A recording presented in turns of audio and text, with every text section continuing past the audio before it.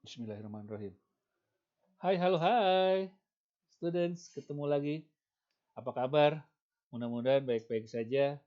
Kali ini saya ingin menjelaskan pertemuan kita yang ketiga. Ya.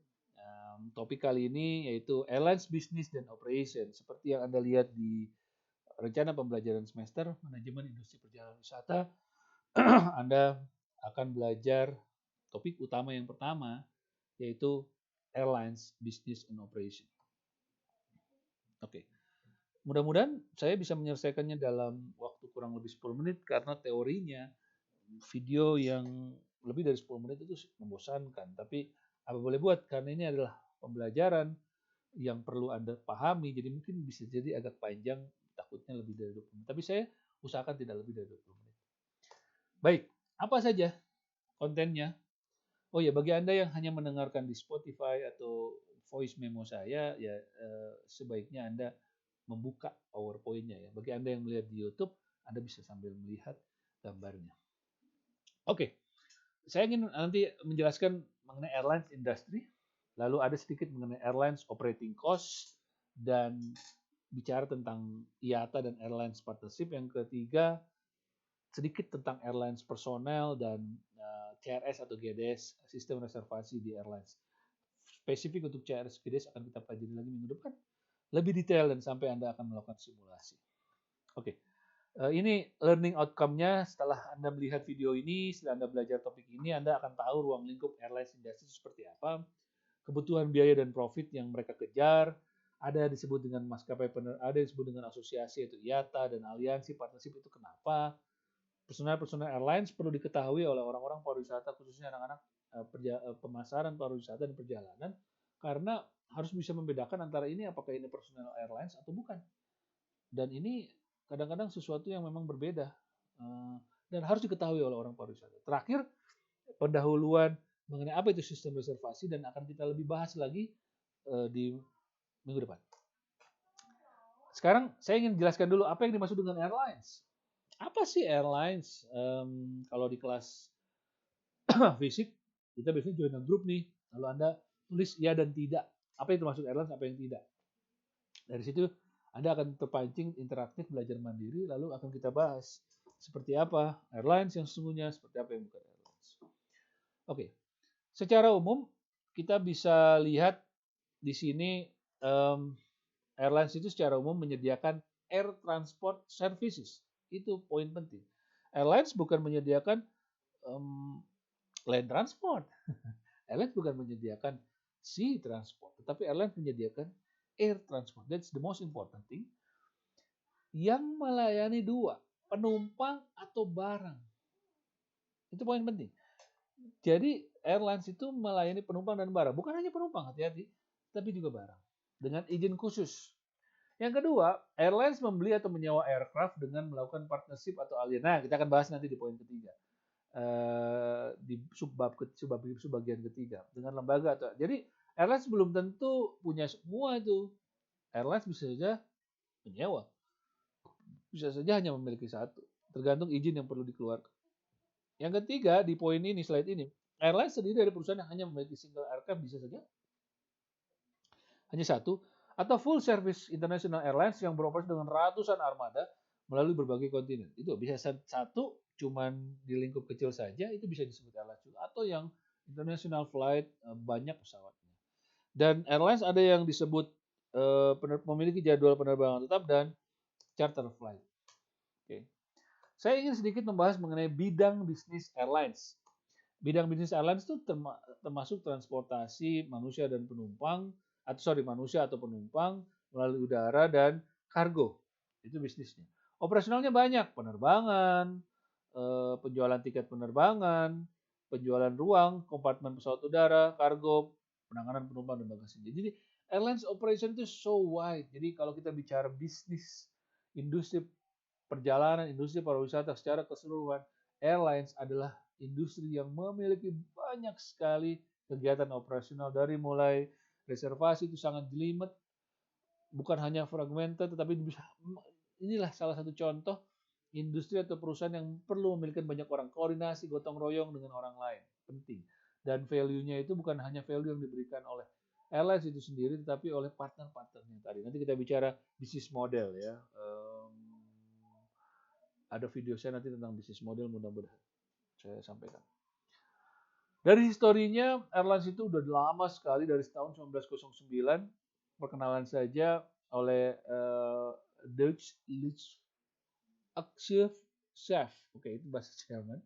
Perusahaan Jerman yang diklaim sebagai airlines pertama menggunakan model pesawat yang seperti ini, Zeppelin, dari rute dari Jerman ke Amerika ya, United States. Airlines di Asia pertama-tama oleh Air India tahun 1932, dulunya Tata Airlines. Yang Anda tahu Tata adalah perusahaan otomotif ya dulu di India. Lalu disusul oleh KT Pacific di Hong Kong 1946, Singapore Airlines dan Malaysian Air bersamaan tahun 1947, Garuda Indonesia tahun 1949, Japan Airlines 1951, Korea Airlines 1962, dan seterusnya dan seterusnya. Jadi Garuda tuh udah lah dulu ya 1945, ingat 49, ingat dulu pesawat yang diserahkan oleh masyarakat Aceh ya. Yang pertama, kalau saya tidak salah, mohon maaf kalau saya salah, jadi patungan untuk memberikan RI 1 atau untuk Soekarno dulu dan untuk Garuda ya. Nah, di slide ini juga saya ingin membahas mengenai operating cost-nya airlines, tapi saya ingin membahas mengenai fenomena airlines operating cost. Kita bagi atas dua, oke, full service carrier dan low cost carrier. Di Indonesia ada lagi katanya low fare carrier, katanya. Nanti kita bahas apa bedanya full service carrier dan low cost carrier. Sebelumnya saya ingin menjelaskan apa yang dimaksud dengan konsep low fare carrier atau low cost carrier deh. Low fare carrier nantilah. Ini fenomena yang ada. Jadi hanya ingin menurunkan harga tetapi cost-nya tidak. Itu low fare carrier ya. Sekarang saya ingin menjelaskan apa yang disebut dengan low cost carrier. Low cost carrier itu adalah sebuah atau konsep airlines, bisnis airlines yang menekan biaya sebesar-besarnya. Sebenarnya ini konsep bisnis biasa. Jika Anda ingin mendapatkan untung, ya orang banyak berpikir jualah sebanyak-banyaknya. Dapatkanlah profit sebanyak-banyak. Tapi sederhananya, jika Anda ingin mendapatkan untung, konsep bisnis paling utama adalah tekanlah biaya Anda. Karena biasanya harga susah untuk dinaikkan, biasanya market susah untuk ditingkatkan, ditinggikan demand. Tapi apa yang bisa Anda lakukan? Tekan biaya Anda sehingga biaya Anda kecil, profitnya bisa lebih besar. Itu yang dicoba dilakukan oleh low cost carrier. Tetapi kecenderungan di Indonesia kata dulu ya beberapa tahun lalu ini tidak diterapkan dengan baik. Jadi biayanya tetap ada, hanya harganya yang dia coba tekan sehingga ada beberapa part yang agak tidak dipedulikan. Konsep ini dijadikan strategi dasar maskapai penerbangan dalam meraih pasar dengan melaksanakan upaya penyederhanaan dalam kegiatan bisnis yang disebut tadi yang saya sampaikan simplifying the business dan menerapkan prinsip efisiensi dalam kegiatan operasionalnya. Ini sedikit, tapi ini udah banyak berubah ya. Beberapa tahun terakhir saya hanya ingin sampaikan ini beberapa tahun yang lalu masih dipakai. Pelayanan penjualan tiket penerbangan secara elektronik dulu full service carrier itu banyaknya pakainya kertas, Okta Tiket. Low cost carrier datang dengan berbagai pembeda hanya menjual dengan electronic ticketing. Saya masih mengalami ini, saya kerja di Bayu Buana 2004, kita masih menggunakan Okta Tiket, berlembar-lembar tuh tiket, lalu beberapa tahun kemudian AirAsia muncul, dia datang dengan hanya menjual e-tiket. Penanganan penumpang secara elektronik, semuanya elektronik, tidak ada yang secara manual. Manajemen bagasi dengan menggunakan radio frequency identification, sekarang rata-rata semua. Operasional pengiriman kargo dan fasilitas IATA e-freight, semua sekarang. Low cost carrier biasanya menggunakan satu tipe pesawat udara. Nah ini yang dicoba dengan full service sekarang mencoba ini. Kenapa satu tipe pesawat? Karena dia lebih murah dalam perawatan dan dia lebih mudah dalam menggunakan. Pilot tuh trainingnya satu. AirAsia itu pakai Airbus semua. Garuda pakai misalkan Boeing, ada Airbus juga, agak sedikit mahal. Low cost carrier juga menggunakan bandara udara sekunder yang lebih murah. Tapi sekarang ada juga terminal-terminal yang sama sih ya, bandara udaranya hanya terminal yang dibedakan. AirAsia jika kemana-mana, saya contohkan AirAsia agar lebih mudah dan banyak penerbangan Indonesia, dia menggunakan secondary airport. Jadi uang sewa parkirnya, uang sewa menggunakan terminalnya tidak mahal. Sedangkan full service carrier biasanya menggunakan terminal yang lebih mahal. Jadi dia bisa ongkosnya lebih mahal. Jumlah sumber daya manusia efektif di low cost carrier. Full service carrier dia sampai ada detail, low cost carrier mungkin Di airlines-nya sendiri dia tidak banyak, dia lebih banyak menggunakan jasa perusahaan lain. Nah, seperti apapun lah yang dilakukan kecuali ground crew-nya, airlines, aircraft crew-nya seperti itu. Lalu tambahan ini yang masih sampai sekarang, low cost carrier itu rute penerbangannya sederhana. Oke.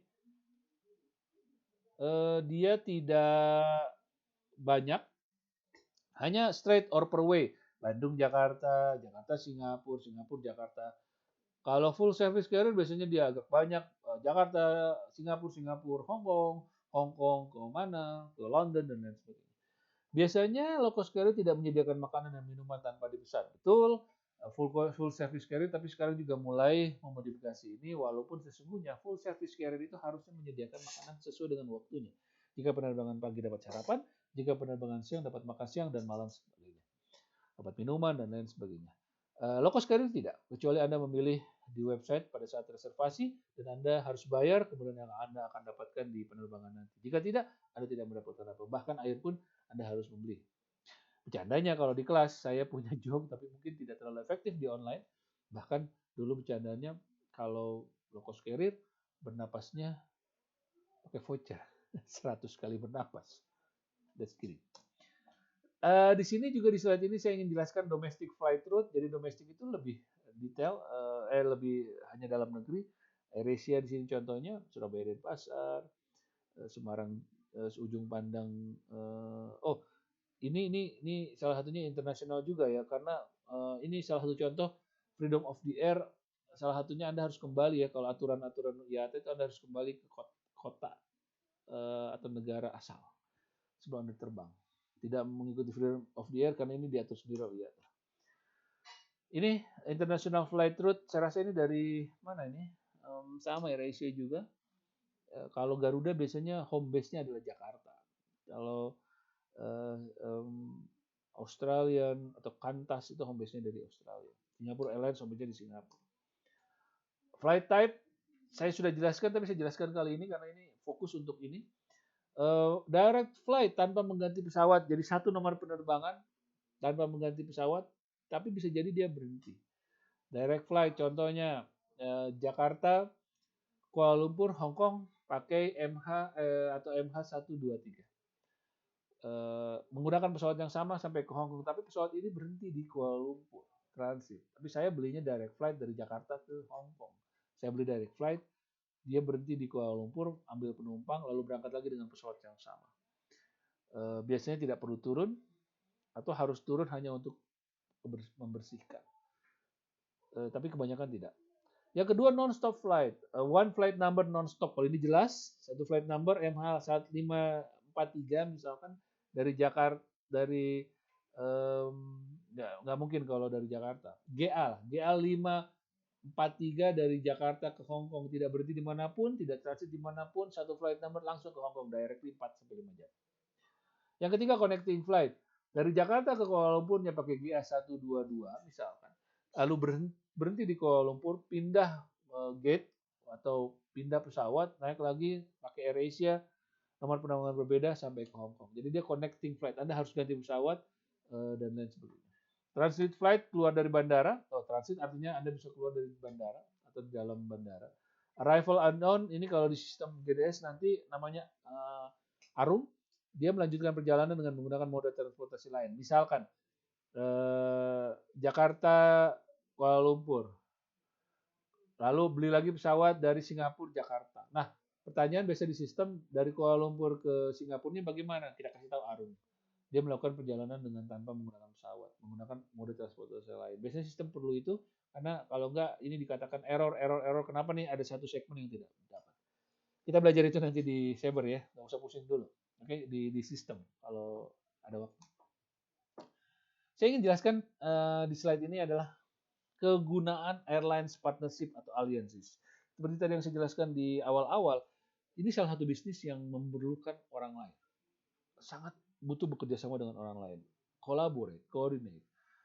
Contoh-contohnya nih, ada Star Alliance, SkyTeam, or OneWorld. Banyak ya, ada 7 atau 8, sekarang 11.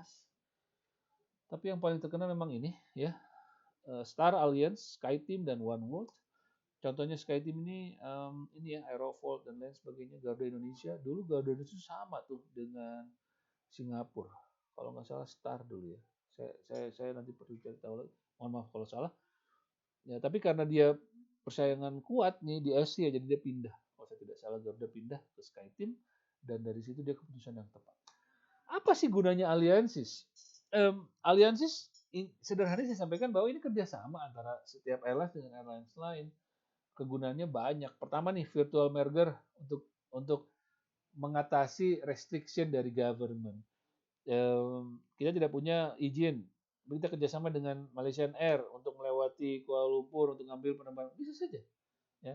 Yang kedua, coordinate their passenger service program.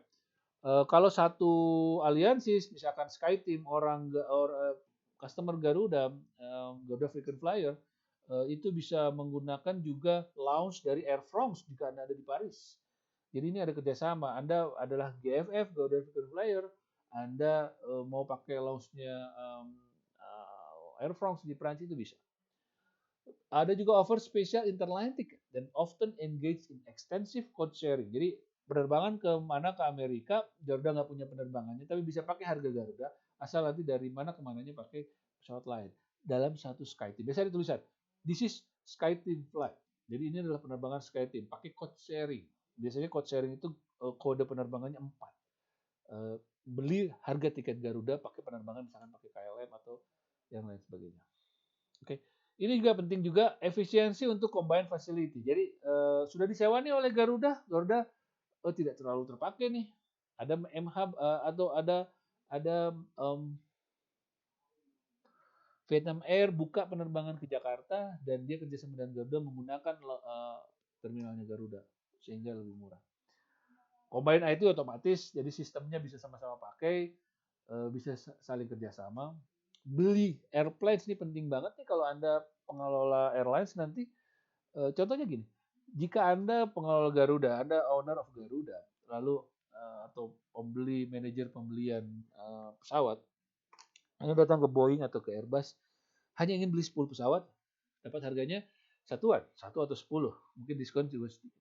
Tapi jika Anda kerjasama dengan SkyTeam, lalu Anda mau beli 100 karena Garuda beli 10, Air France 10, mana 50 misalkan, jadilah 100 pesawat, bayangkan ada berapa diskon yang Anda dapatkan.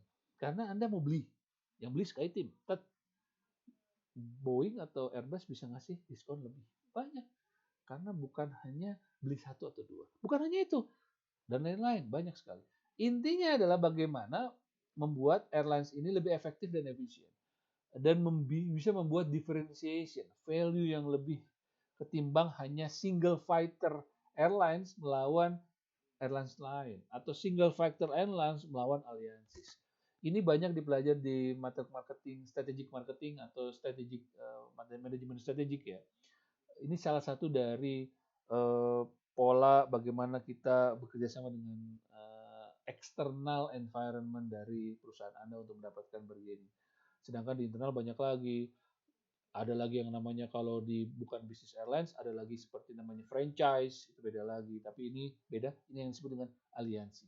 Saya juga mengajar mata kuliah manajemen strategik di beberapa tempat, dan ini adalah part dari strategi manajemen agar Anda bisa bersaing di dunia airlines, kompetisi airlines, ya salah satunya. Oke, beberapa slide terakhir, saya hanya ingin membedakan di slide ini adalah airlines personal. Jadi jika Anda, penting ini gini deh, airlines personal itu ada beberapa ya, ada flight crew, ada ground crew, ada reservation agent. Di luar itu biasanya bukan orang airlines, ada security bandara, bukan orang airlines. Ada nanti ground crew itu ada yang dimiliki airlines, ada yang enggak. Ya kita lihat. Flight crew udah pasti biasanya yes, orang airlines, dia digaji airlines, dia masuk dalam association-nya airlines tersebut, terdiri dari pilot, flight attendants, in-flight security atau navigator dan lain sebagainya, engineering biasanya termasuk dalam flight crew. Ground crew biasanya dimiliki airlines, biasanya tidak, ada juga yang tidak, dan biasanya low cost carrier sama sekali enggak. Kayak passenger service itu biasanya dimiliki oleh airport. Check-in counter agent biasanya beda sendiri. Kalau di Indonesia itu jasa Angkasa Pura atau JAS, ada JAS juga, perusahaan lain. Ada yang menjaga gate. Itu bukan orang-orang airlines. rem agent biasanya bukan, biasanya ada juga yang ya, tergantung dari airlines-nya. Tapi di low cost carrier kebanyakan ini bukan. Dia menggunakan pihak jasa lain agar tidak terlalu banyak pegawai. Reservation ticketing juga sama. Biasanya ada yang yes, ada yang tidak. Contoh Garuda Indonesia dia punya sendiri reservation dan ticketing staff, ticketing manager, supervisor, staff dan lain sebagainya. Tapi AirAsia enggak. Dia cuma punya call center, dia punya main reservation. Yang lain-lain dia memanfaatkan travel agent.